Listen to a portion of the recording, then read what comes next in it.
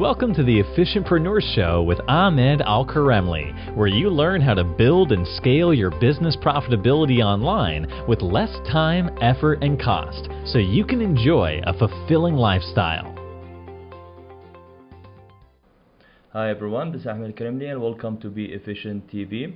The mission of this web TV show is to boost the efficiency of your business and life through tips and tricks from leading experts. And today I have with me Justin Christianson. He is an A/B testing and conversion expert, and he is the co-founder of and president of the Conversion Fanatic and the author of Conversion Fanatic. Welcome to the show, Justin. Yeah, thanks for having me. It's a pleasure to have you. How did you start in the online world? In the online world, I actually started in about 2002 in network marketing and quickly figured out that I wasn't cut out to be the belly-to-belly guy.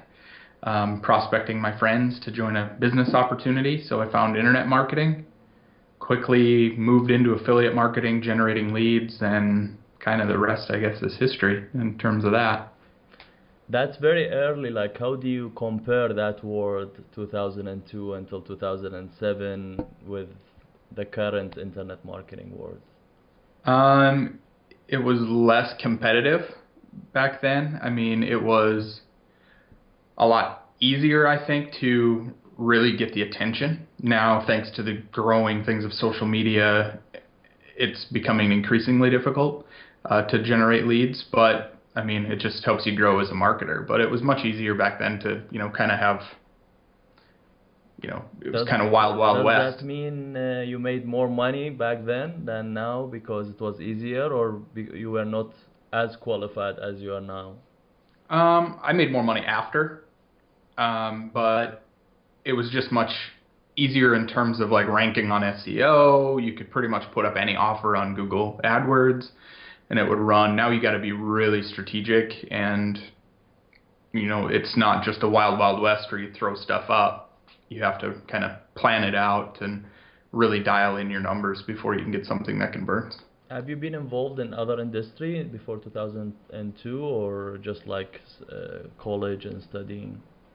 College, and I've always been kind of entrepreneurial.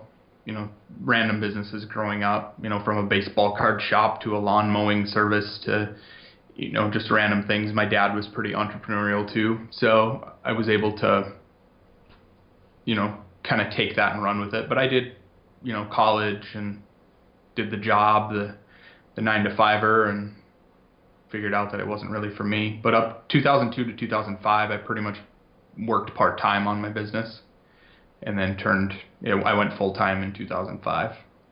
What's the difference, like specialties or areas that you focused on in terms of internet, like affiliate marketing, conversion optimization, what else, SEO? Early on, I focused primarily on conversion optimization and lead generation through affiliate marketing. So I really got my start through promoting other people's products until I had the credibility enough to stand on my own 2 feet. So I leveraged other people's success through their programs and their expertise before I had enough of my own. How do you define conversion optimization? Basically, it's getting web visitors to take more predictable desired actions on your site. I mean, that's it in essence. So you get more people to click on the button, you get more people to engage in your website, and ultimately give you money at the end of the day. Why did you focus on this area? Is it because like working with some entrepreneurs or certain sites that's already working, you can like get a commission of their sales? It's better for monetization for your company than focusing on other areas, or you just enjoy this focus? This episode is brought to you by the Efficientpreneur Club. The Efficientpreneur Club is a private and affordable one-on-one business coaching club for business owners and entrepreneurs who want to build and scale their business profitability and performance with less time, effort, and cost, and without risking their freedom. So whether you are still figuring out the right business model, strategy, and pricing, or you need help to improve your funnels, ads, sales, and conversion, then the Efficientpreneur Club is for you. Your business challenges are not going to fix themselves unless you fix them today. And the consequences of not addressing that today is your business profitability and performance will not improve, and your relationships and health will continue to be affected. It's no wonder that building and scaling a business becomes so stressful over time, but it doesn't have to be that way. The Efficientpreneur Club will help you take your business to the next level with a private and affordable one-on-one coaching with me personally, tailored to your unique needs. I will help you clarify your direction, set a strategic action plan, and guide you step by step to build and scale your business efficiently. The Efficientpreneur Club will also provide access to an extensive how-to video library, the most highly recommended tools, and a supportive community of like-minded business owners to help you along the way with feedback, encouragement, and advice. The Efficientpreneur Club is the perfect place to be if you want to maximize your profits, minimize your workload, and scale your freedom and efficiency. So check it out at efficientpreneurclub.com and say bye-bye to generic courses, secretive gurus, and expensive mentors.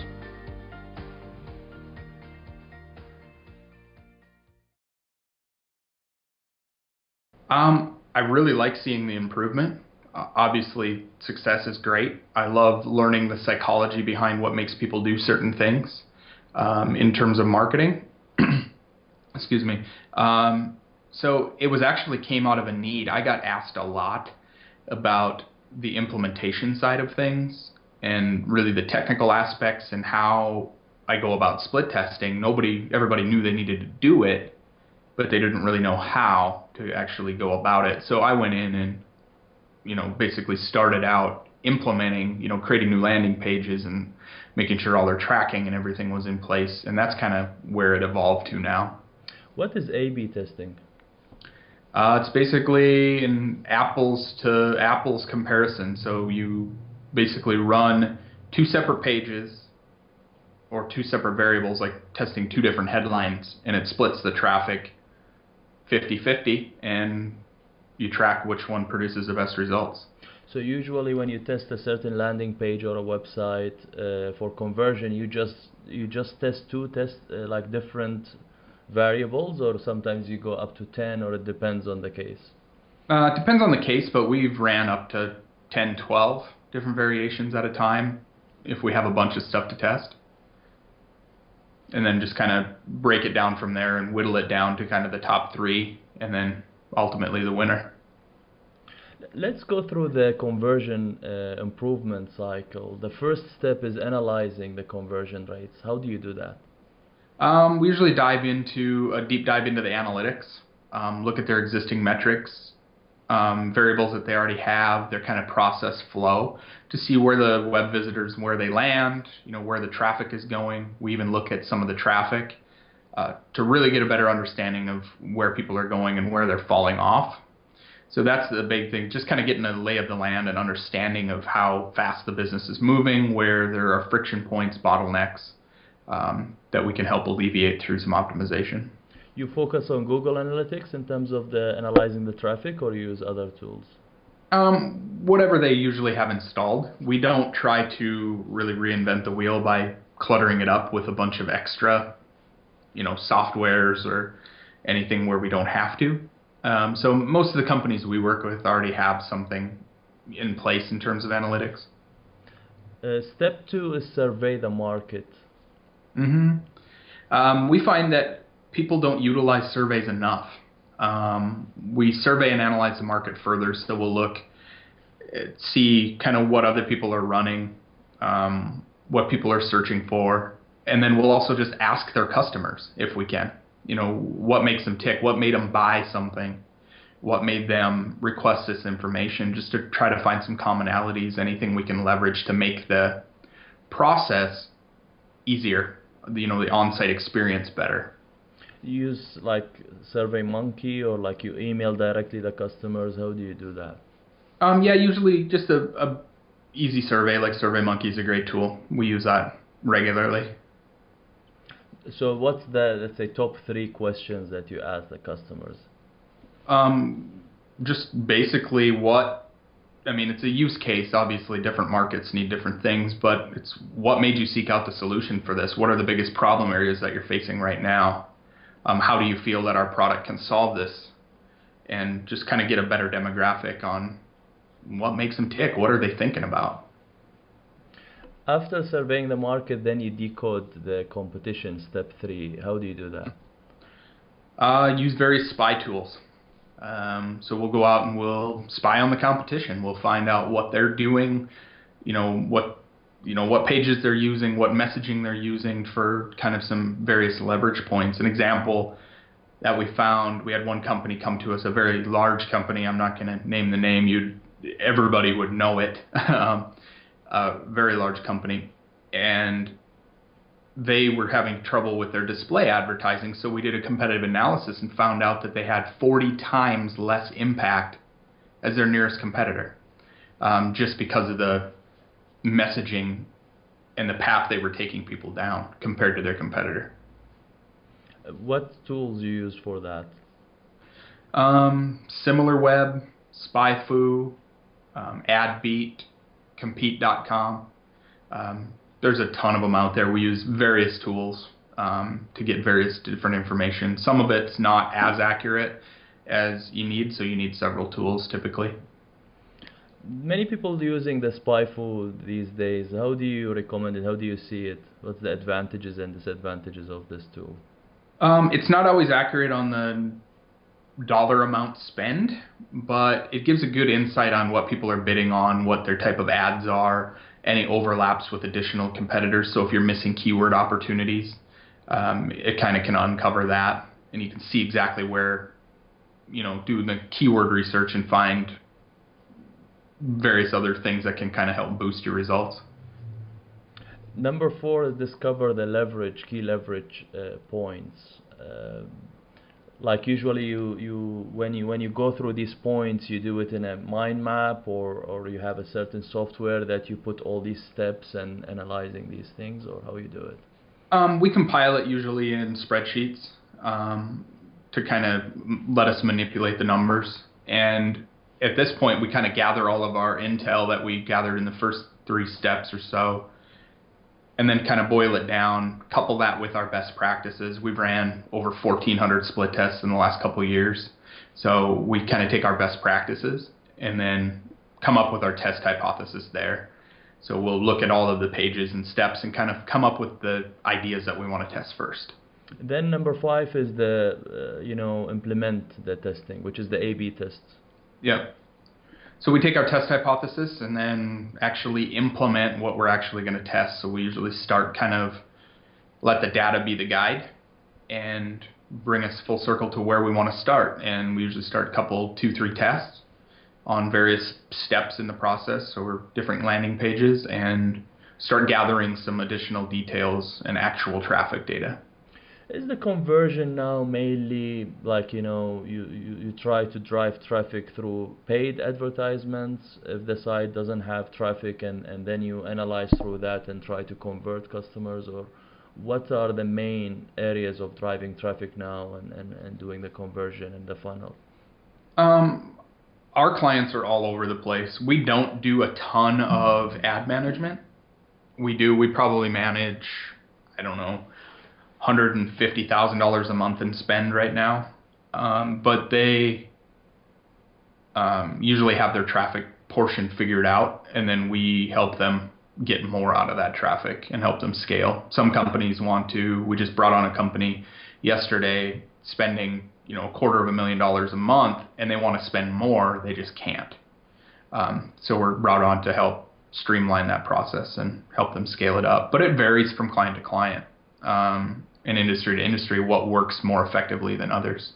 How do you charge the clients? Like, is it a flat fee, or is it like a percentage from the improvement, or how it works? Usually it's based on a project basis to start. So we'll start with like a 4-month initial engagement, and we charge flat based on that level of engagement. And then sometimes we take a percentage of, ad spend, or a percentage of, the improvement on top of that. What's the click-through rate and how to improve it? Click-through rate can be on any different level. It could be from your ads. Obviously, that's important. The more people that click through to your landing page or the page you want them to go to is important.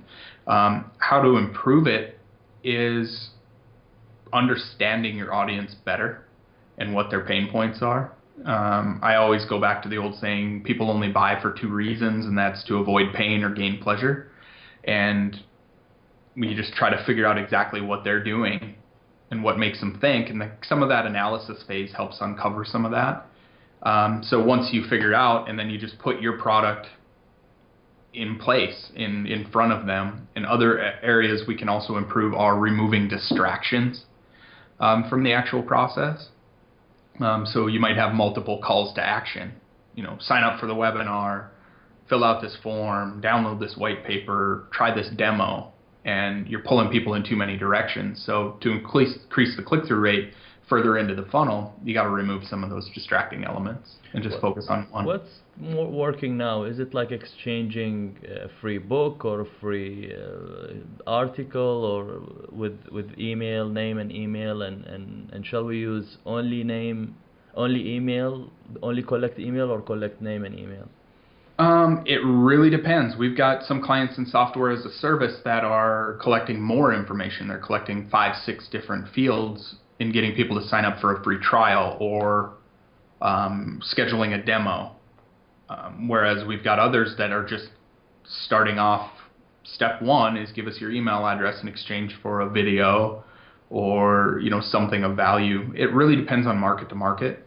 Financial market, they want something of value.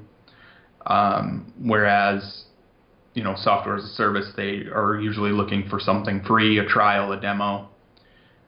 We've got others that are giving free programs away. Others are using quizzes and surveys at the beginning of their funnel to kind of push people in and gather more intel, get those micro commitments. What's the bounce rate and how to improve it? Bounce rate is people basically landing on your site and leaving before doing anything else. A good way there is, again, just getting in better touch with telling them, maximizing above the fold of the page is one of the biggest things we see. And I mean, I've done probably 150 site critiques in the last 2 months, and that's been on all of them. Is maximizing above the fold. So you have 3 seconds to capture the attention online. And in order to do that, you got to maximize above the fold of the page. What do you do? What's your main promise?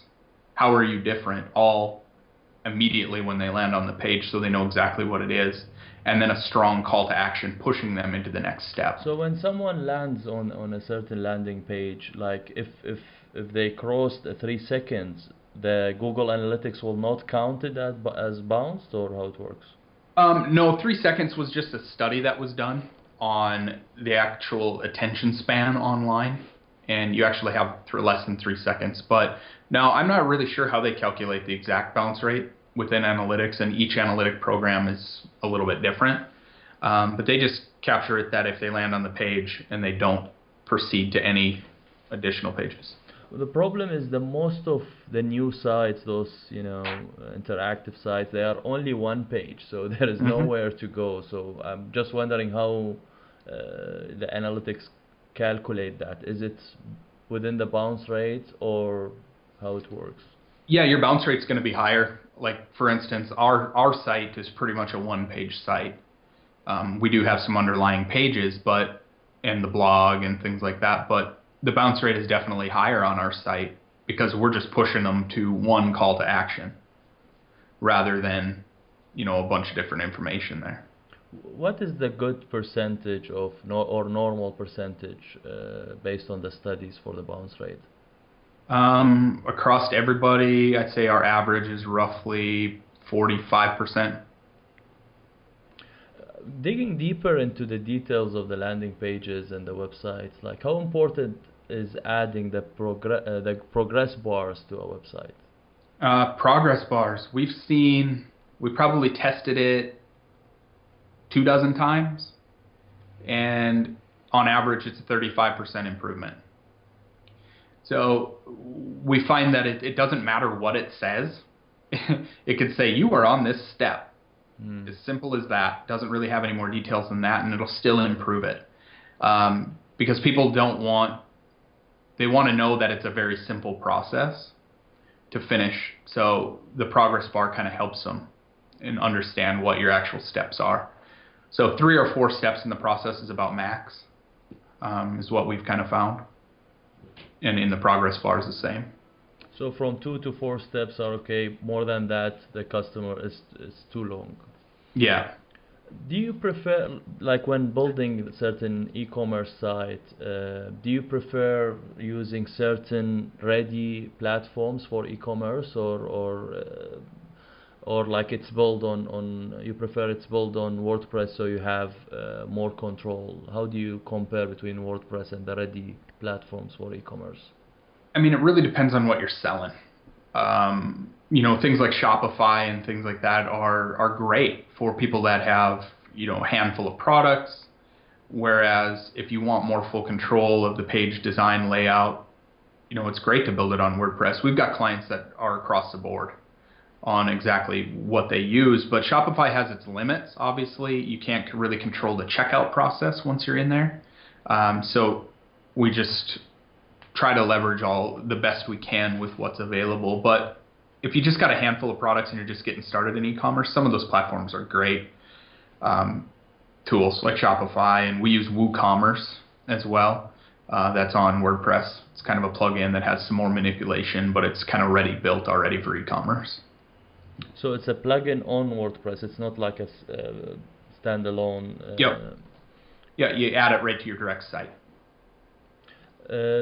What do you mean you don't control the checkout process on Shopify? Like, is it within their platform that they collect the money and then they pay you later? What else you want to control?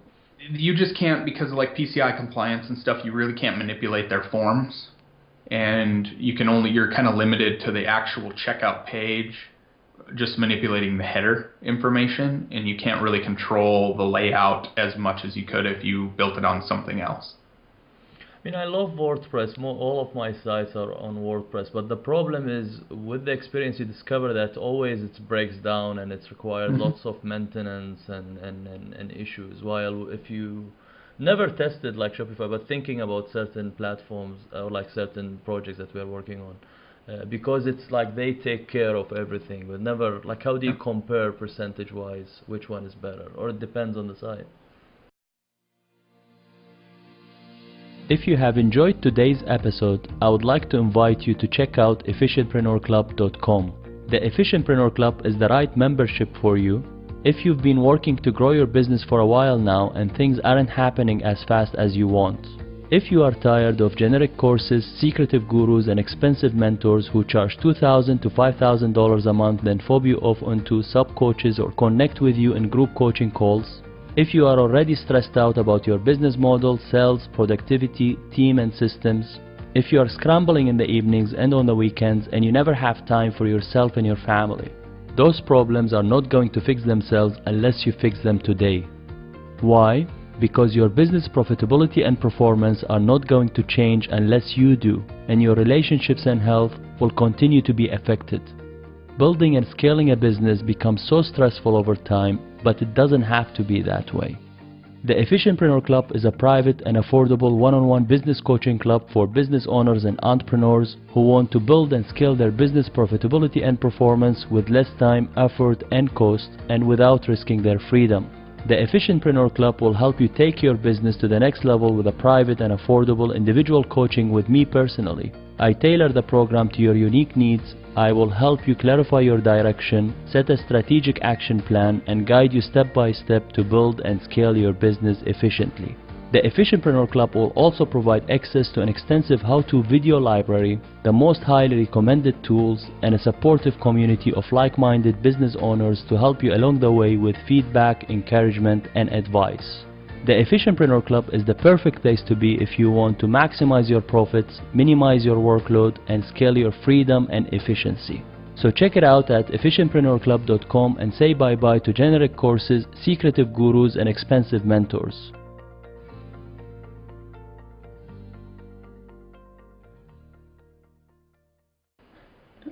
Depends on how much control. I mean, I'm a big fan of WordPress. Always have been.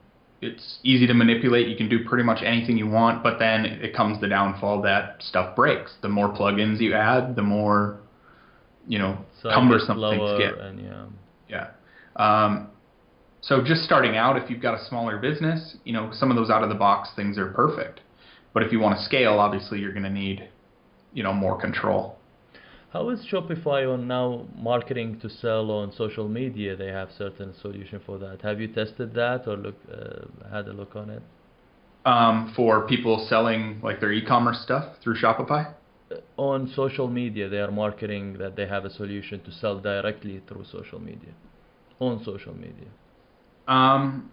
Yeah, I mean, I've seen a handful of different things where, like kind of like the buy now on social media. Is that what you're saying? Yeah, I've seen a handful. I haven't done a bunch of testing with it, just because we're kind of in our own little world. So we just kind of watch it and monitor it. And I'm sure we'll use it at some point in time, but we just haven't really come across it yet. What other tools and strategies that you use for landing pages to make it convert more? Convert more, I usually boil it down to a few main elements. A good benefit-driven headline. The actual main call to action above the fold of the page.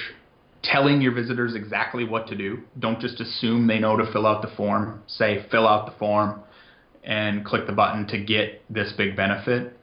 Leveraging social proof. We've seen up to 290% improvement using social proof on various tests. And using benefit bullets. Nobody reads, long paragraphs. So breaking it down to benefit-driven bullets. And I say benefits because nobody cares about the features of your product. All they care about what it's going to do for them. So just make it really simple and very streamlined. Again, removing that clutter. So you're focusing on just one goal, one key performance indicator that you want them to take. What's the next desired action? How important is the click heat maps, and which software do you use for that? We use heat maps a lot. Our main go-to one is Crazy Egg. And we've been playing around with Hotjar recently. And we get a lot of intel out of that. We usually find it to find friction points, what people are paying attention to, what they're not focusing on. That's part of our kind of our discovery and analysis phase. We always make sure we have heat map data, at least in the beginning. One example that we did there was we had a company trying to push visitors down a certain path. They had two different paths to send them down. They thought they were sending them to the right path, but they weren't. So we switched things around and tested, and we reduced their bounce rate by over 81% and increased their lead generation by more than 5%, all by switching around the elements thanks to the heat maps.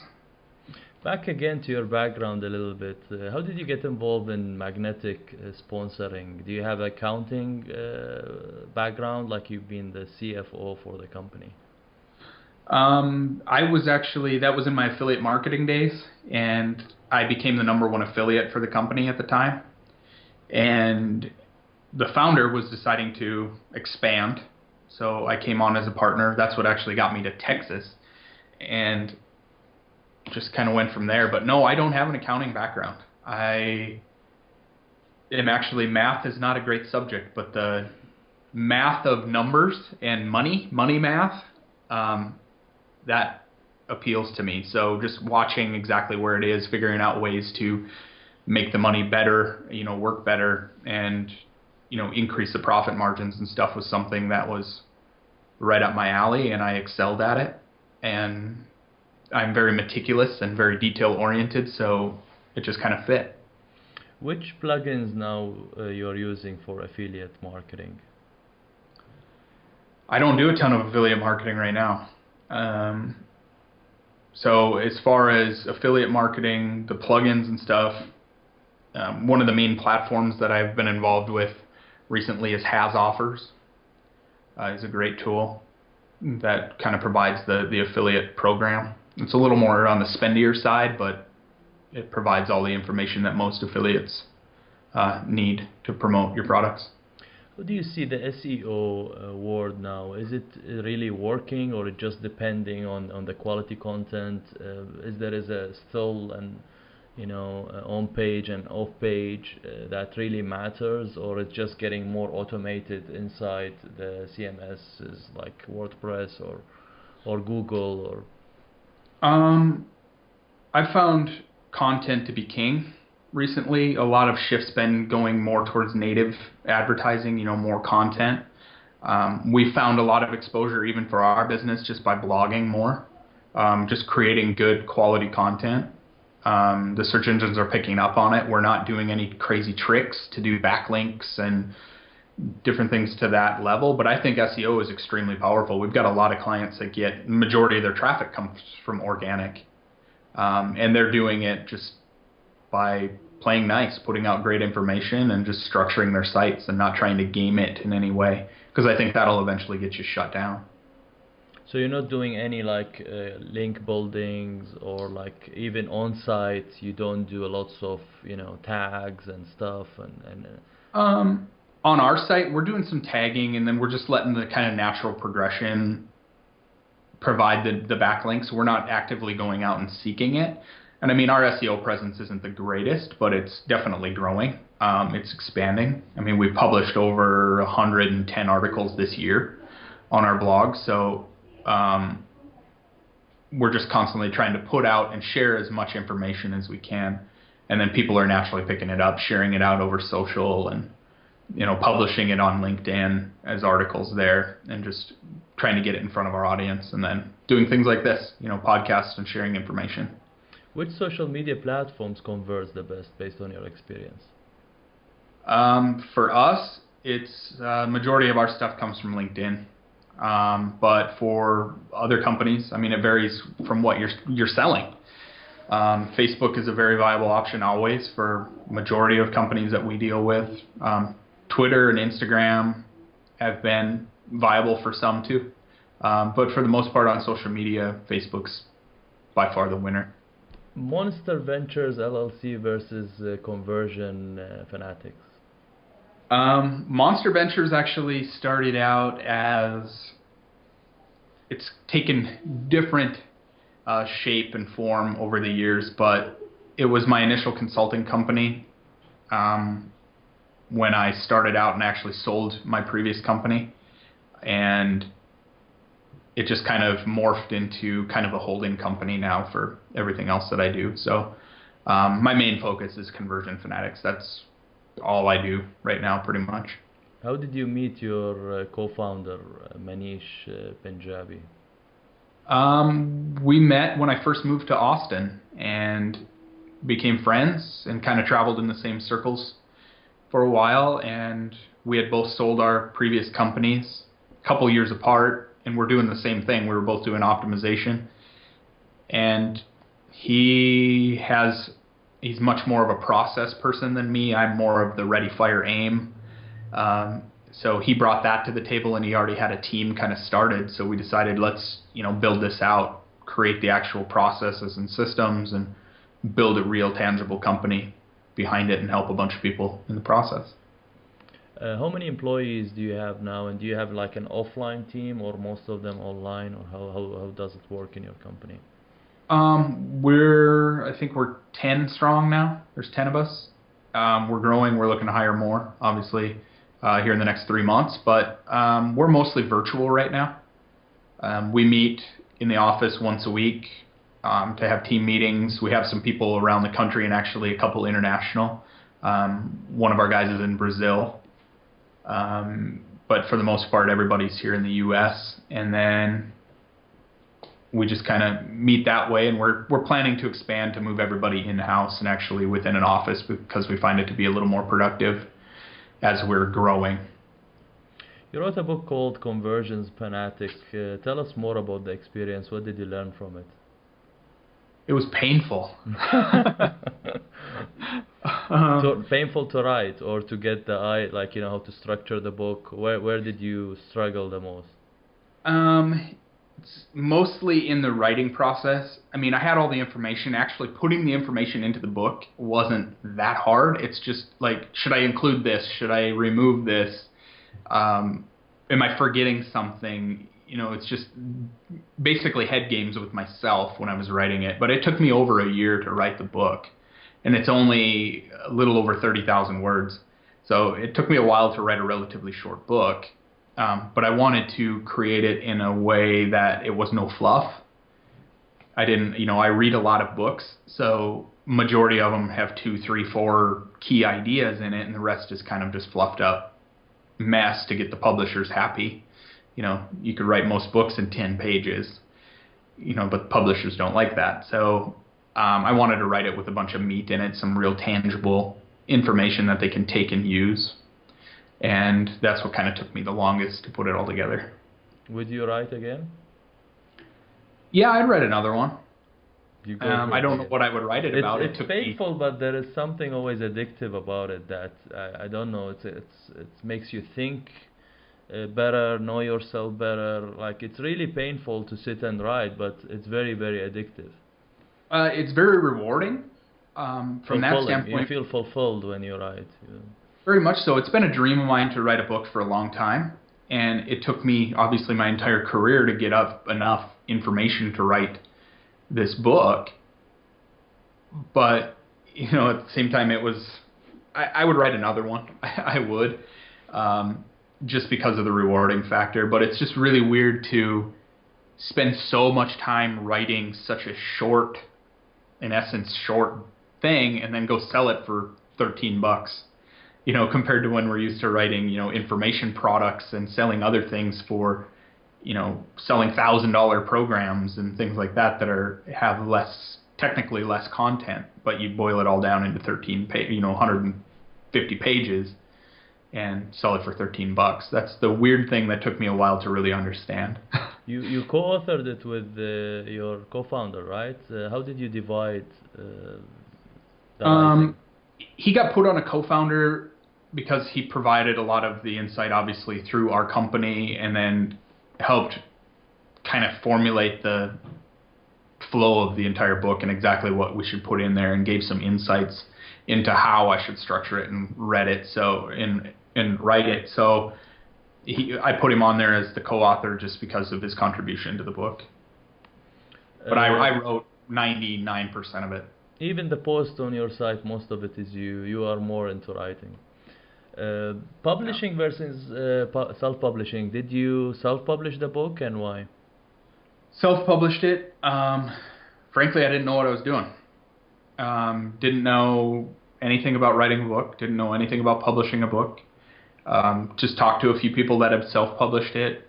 Seeing people like Tim Ferriss and Gary Vaynerchuk and stuff come out with their latest books on the self-publishing model, and I just kind of followed it and figured I'd just put it out there and see what happened. And I didn't submit it to try to get a publisher. I just, got my ISBN number and went the best way that I possibly knew how, and it seemed to work out pretty well. So you are focused in terms of selling on ads, directed to the Amazon or to a certain website, or what's your strategy? How did you hit the Amazon #1 bestseller? Did you give a free, like a trial period, the book for free, or focus on ads, or what was your strategy? I ran a few Facebook ads to it, but nothing major. The majority of it came from my circles and the buzz that it created initially. I didn't really have a launch plan when I put it out there. It was just like, okay, I have it ready on Kindle. I didn't even have a physical copy ready. So I put it out of there on Kindle, and I gave it as a reduced price. I didn't give any copies away initially. Just had it as a cheap price, a no-brainer, and people bought it on Kindle, and then about a week later I came out with the physical print version. And then it's just stayed steady from there, just from the buzz. We kind of promote it on social still.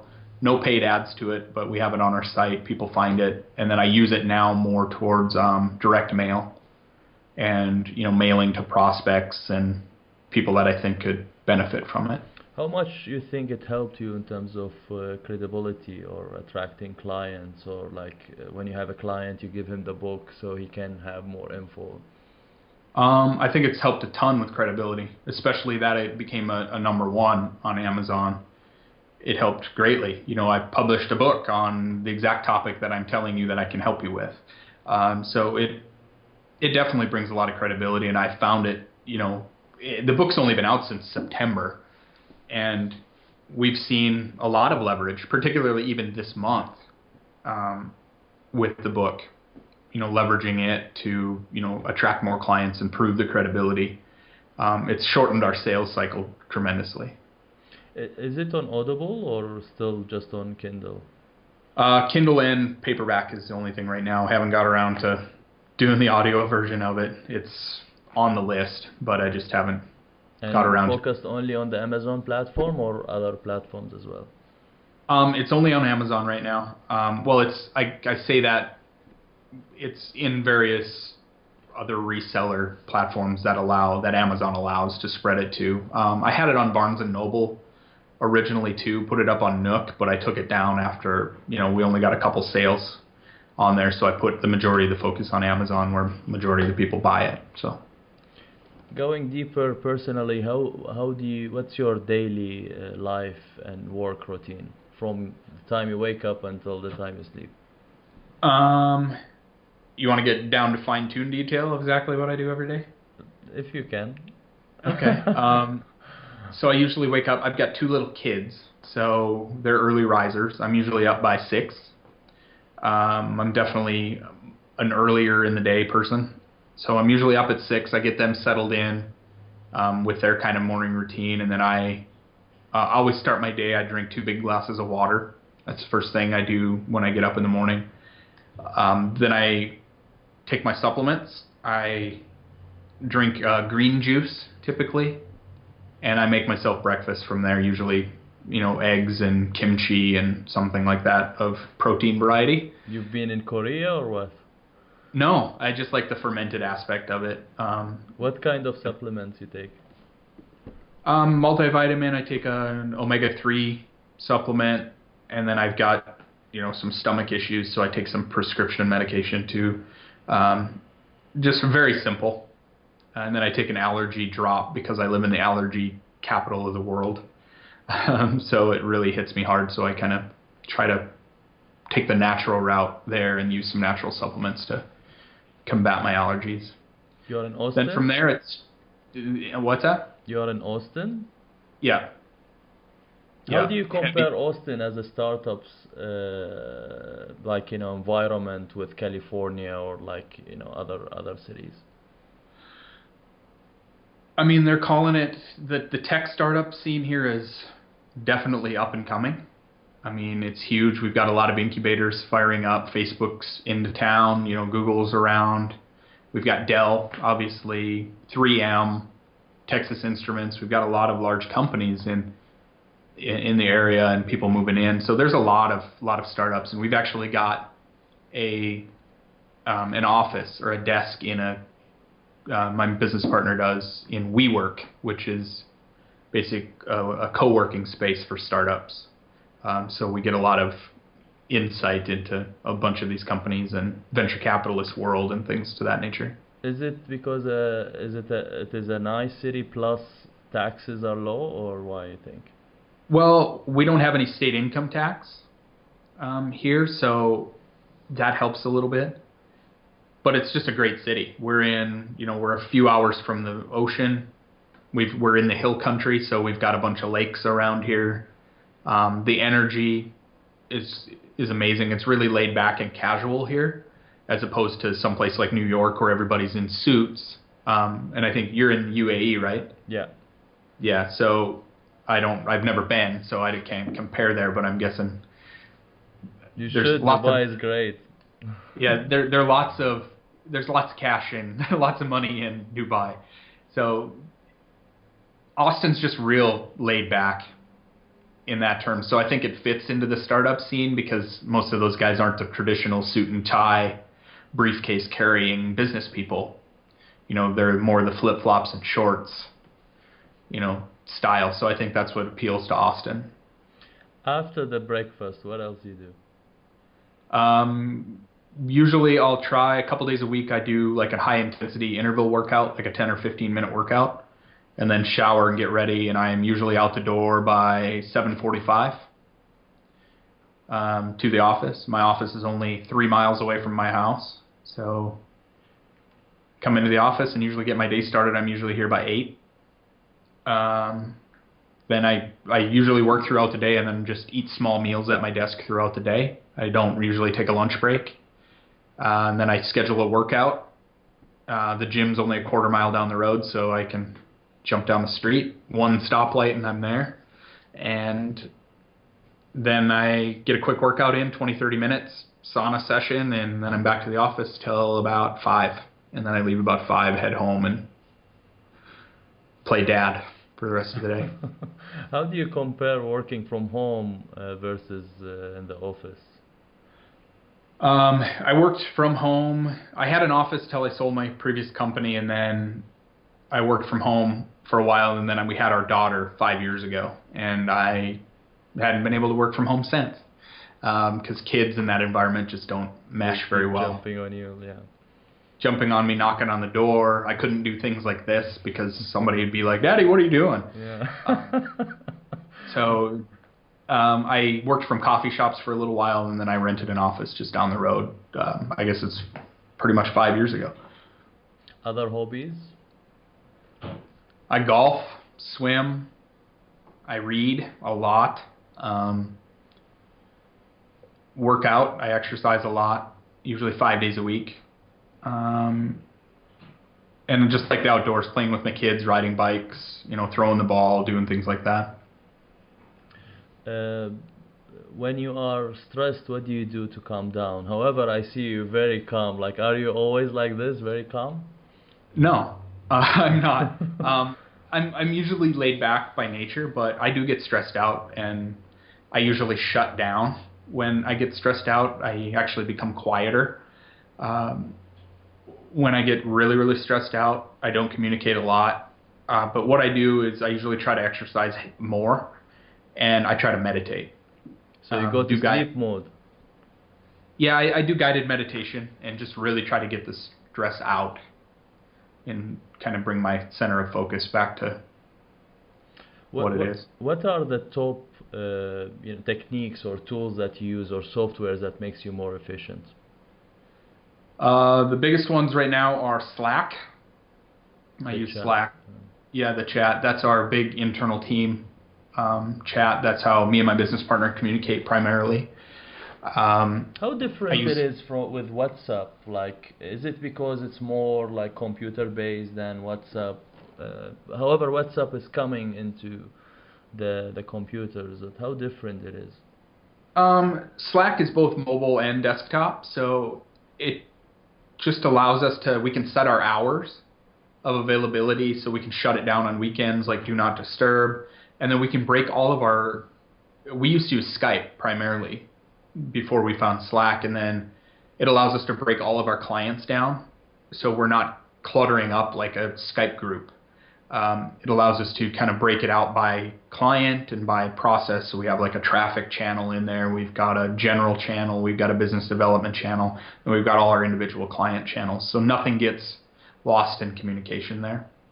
How do you compare it with Asana? Asana is more the project management side. And we use Basecamp actually as our project management on the client-facing side. But for our internal stuff, we don't clutter up Basecamp. We just use Slack for that. And then any client-facing information and tasks that we actually have to perform is done through Basecamp. And we've actually got a client that's on Asana too, that they just came on a couple weeks ago. So we're using their platform since their entire team is involved. And we've only got a handful of people on our team that are involved in their project. So. What other tools that you use? That's about it. I mean, really. I mean, we keep it pretty simple. Google Docs is a big one. Slack, I'm in my email a lot. I'm just looking at my doc bar down here on my computer to see exactly what I have open. To make me more efficient, I mean, that's pretty much it. Other than we use Suite Process is another good one to help really streamline our processes and systems and get it out of Google Docs so we can help train new hires and things much easier. Top 3 mentors. Got a lot of them. That's a tough one. My biggest one is probably a guy by the name of Paul Harmon. A lot of people don't know him. He's big in the financial world. He's just helped me really understand living my best life daily, living the best that I can each day. He had some big health struggles and had a liver transplant and a bunch of things that really could have derailed the majority of people, but he came out much stronger afterwards. So I kind of look to him for inspiration and guidance from that. In the marketing world, a guy that I really look up to that kind of pioneered conversion rate optimization is a guy by the name of Eric Graham. He's helped me out tremendously. I've only talked to him a handful of times, but I consider him a mentor. Just following him on social and his support of me and, through social and things like that. As far as the third one, my old business partner, Mike Dillard is his name. He was my original mentor. Kind of saw something in me that I didn't see and pushed me to do better each day, and kind of shaped me in my marketing and what I do today. What's the best advice that you have ever received? Don't ever give up. And just have some stick-to-itiveness and really stick to your gut is probably the biggest things. And I've doubted myself a lot, and I went through a period where I doubted myself a lot, and everything suffered as a result. So it's just stick to it and be consistent. Action every single day is probably the biggest and best advice that I've ever gotten. If you have the chance to advise your younger self, what would you advise your younger self? Fail faster.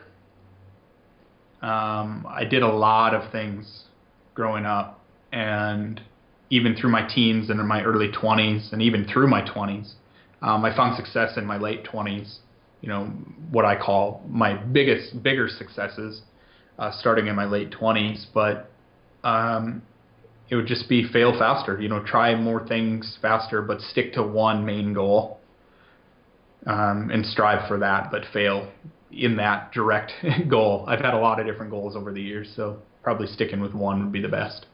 Top 3 books. Playing to Win by A.G. Lafley. He's the founder, CEO of Procter & Gamble. Great book. Slight Edge by Jeff Olson. And Influence by Robert Cialdini. Other than mentors, top 3 that you are inspired by. My kids inspire me every single day. They just watching them grow and try new things is very inspiring for me and kind of pushes me to keep doing what I'm doing. And then my business partner is a big inspiration to me because you think I'm laid back, he's way more laid back and quiet, but when he speaks, he's just full of knowledge. So, I tend to sit up and listen when he talks. What makes you really happy? Seeing other people succeed. Just being able to realize their dreams, their goals. That's a big thing to me. I'm always sharing information and trying to help out where I can, to fill my day. If I don't have something, I'm trying to help something or someone. So that's kind of the fulfilling part of my business is we see people achieve bigger and better things. And we're directly tied to the successes of, their marketing. So it's really fulfilling to see that. Last question, how people can contact you? Conversionfanatics.com is the best way. The messages we have, like I said, we have a relatively small team. So conversionfanatics.com, you can find information about the book there, and you can contact us directly there, and it'll come to me. Thank you so much, Justin. Really appreciate the technical, deep information that you shared. And I learned a lot from watching you, how calm you are through the interview. Really appreciate it. Thank you so much. Yeah, thank you for having me. It's a pleasure. Thanks, everyone. Be efficient and stay efficient, and see you soon with another leading expert. Thanks for watching or listening. It means the world to me if you would leave an honest review of the show on iTunes or any other podcast platform that you are listening through. And big thanks to all the people who have already reviewed the show. Discover how to build and scale your business profitability and performance with less time, effort, and cost. Check out efficientpreneur.com.